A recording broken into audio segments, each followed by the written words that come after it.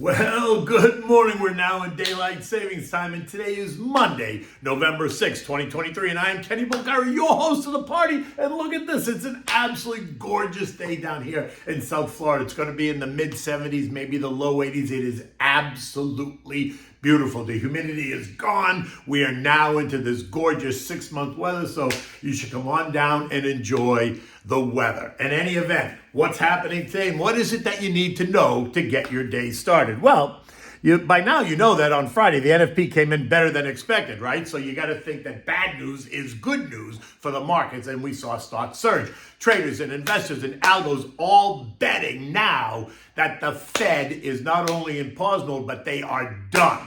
Right? They're also betting on this sooner than expected rate cuts. We're back into that whole story. Stocks and bond prices surge, yields collapse, the VIX collapses, gold is down small, oil is up as the Saudis commit to ongoing lower production through December before they even consider what to do next. And what are we having dinner tonight? We're having the Sicilian T-Bone. Delish.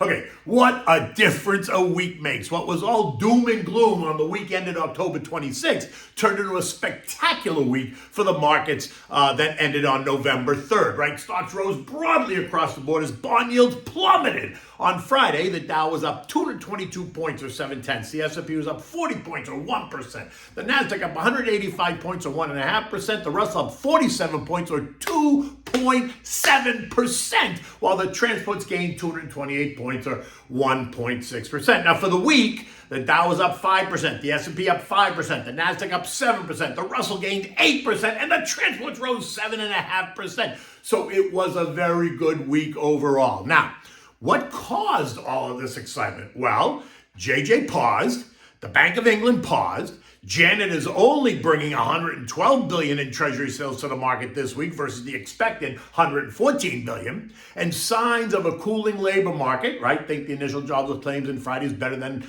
expected NFP report, and slowing services sector, think the services PMIs, all help to ignite the buy-side algos. The market is now betting that JJ will have to cut rates in June of 2024. That's a pull forward from late 2024 or even to early 2025, because the sense is that all these rate hikes are now starting to hit home and causing the coming slowdown, now projected to hit in the first quarter of 2024. And it won't be the soft landing that many are hoping, but rather a hard, bumpy one, which will then cause the Fed to cut rates. Now, Friday's NFP report was better than expected, so you think bad news is good news for the markets, right? Job creation was below the expectation. Last month's data was revised lower. Wages rose less than expected month over month, and unemployment ticked up to 3.9%. Again, something that the Fed wants and needs to see. Remember, there are some analysts that tell us unemployment is going to have a 5 handle on it if the Fed really expects to bring inflation back down to the 2% level. And if that's the case, then we still have room to go because we're only at 3.9%. As stocks powered ahead, bond prices rose as well, sending yields plummeting. The 2-year now yielding 4.87%, down from 5.2% only a couple of weeks ago. That's a 6% move lower. The 10 yield ended the week at 4.59. That's down from 5.01 from 2 weeks ago. That's an 8% move lower. The 30-year ended the week yielding 4.77, down from 5.17.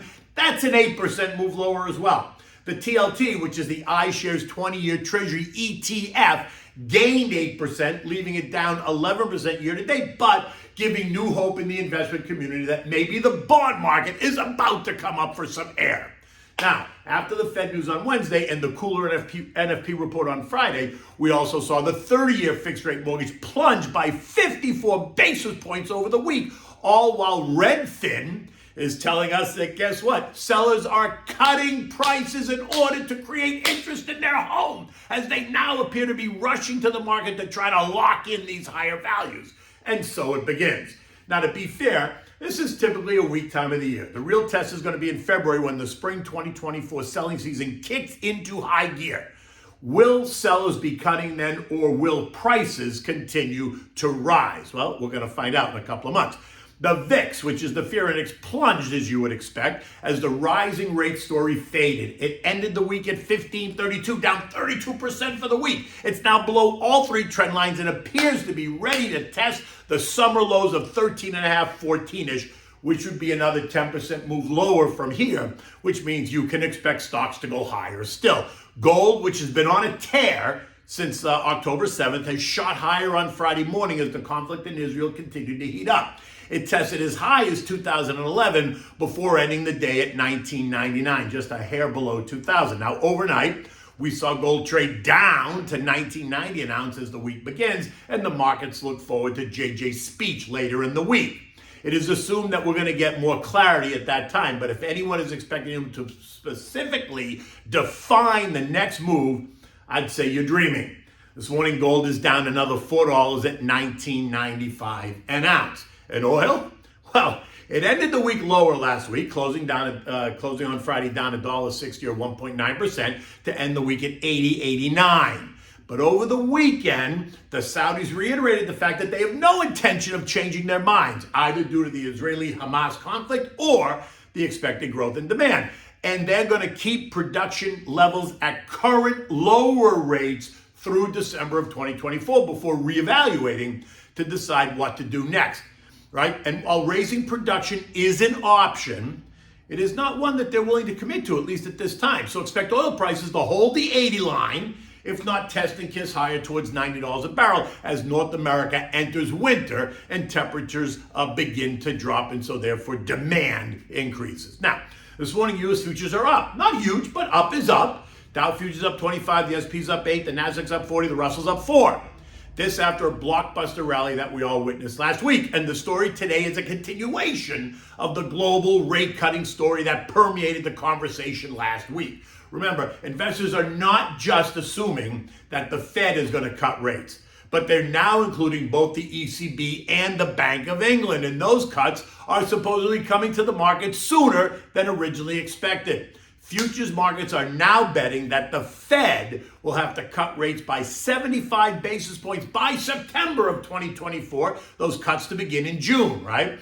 While they're betting that the ECB are going to cut rates by 60 basis points and the Bank of England will slash rates by 40 basis points. Now, you know how I feel. I am not sure that I see that yet. I mean, they just got done finished raising rates and they promised to keep them higher for longer. And 7 months, in my opinion, is not longer, right? We just had 16 years of zero rates, so 7 months is not longer. But it's also a presidential election year. In addition, be careful what you wish for, because if all of these central banks have to cut rates by then, it's only going to be a signal that the economy has gone off the rails. And that's a conversation for another day. European markets this morning are not really feeling the love as they're all lower, right? Not a disaster, but lower is lower as the gains from last week have failed to follow through this morning. Markets across the zone are all down about 0.2%, with only the mother country, Italy, gaining, right? That's up about 0.2%. So that's the only one that's bucking the trend. Now,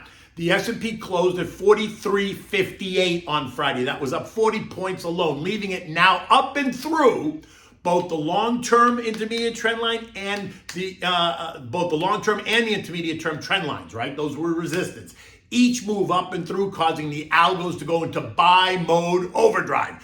Just like they did when we broke down through the technical supports, the algos went into sell mode overdrive, sending wave after wave of sell orders into the market. So now we're just piercing technical resistance levels and the algos are going to push the opposite way and push the markets up higher. So keep your eyes on 4404. This is the final technical resistance level, right? It's the short-term 50-day moving average trend line. And a push up and through that is going to cause a renewed surge higher, right? It's going to allow the algos to then focus on 4530 and then the 2023 highs of 4607. Now look, investors are warming up to the idea that the data is cooling, that all these central banks have succeeded in navigating that softer landing, right? Softer. Add in the better than expected US and European earnings season and the assumed peak in rates, and you can see how Santa is packing his sleigh, rewarding investors with the year-end Santa Claus rally that apparently started on November 1st. But listen, before you get all carried away, we are due to get the next two inflation reads on the 14th and 15th of November. That's next week. So let's not get too far ahead of ourselves, right? Higher reads are only going to cement the idea that inflation remains sticky and that has the opportunity to negate all of this Fed is done and rates are going lower narrative. Just something to consider. I'm not trying to be a party pooper. I'm just trying to keep it real. And that supports my argument that your retirement investment portfolios are just that.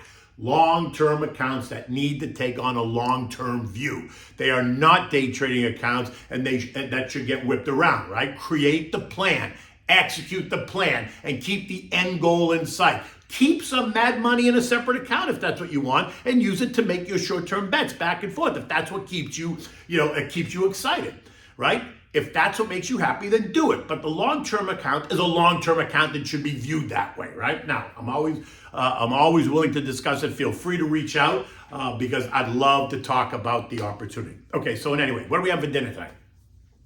We're having the Sicilian-style T-Bone, right? You need a 1-inch T-bone. You need crushed garlic, olive oil, fresh grated Parmigiano cheese. You need oregano, breadcrumbs, and you need salt and pepper.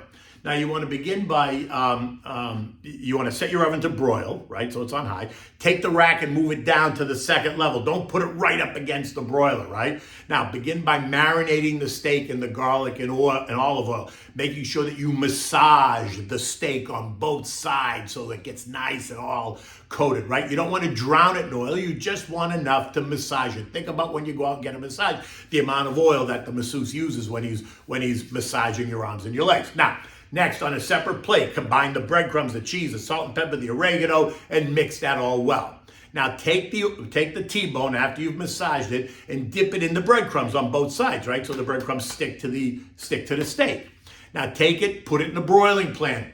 Place it in the oven under the broiler. Now, depending on how you want to cook it is going to dictate how long you cook it on each side. You only want to turn it once. If you want a medium steak, 8 minutes should be about it. 4 minutes and 4 minutes. If you want a better steak, 12 minutes. This would be 6 and 6. If you want it really well done, 15 or 16 minutes, right? Remember, they're only 1-inch steaks, so you have to keep that in mind. If you get a thicker steak, then you got to cook it a little bit longer. Now, after it's cooked, remove it and place it on a plate. Serve it with a large mixed green salad and either a baked potato or mashed potatoes or roasted potatoes, something like that along with the big mixed salad. And I'd enjoy this with a nice red wine, whether you want something a little bit lighter like a Chianti or a Pinot Noir, or if you want something heavier like a Brunello di Montalcino, which is like silk and so delicious. And actually would work pretty well with this dish, right? It's a steak dish, so it's robust enough to demand a robust wine. In any event, it's a gorgeous day outside. Until tomorrow, take good care.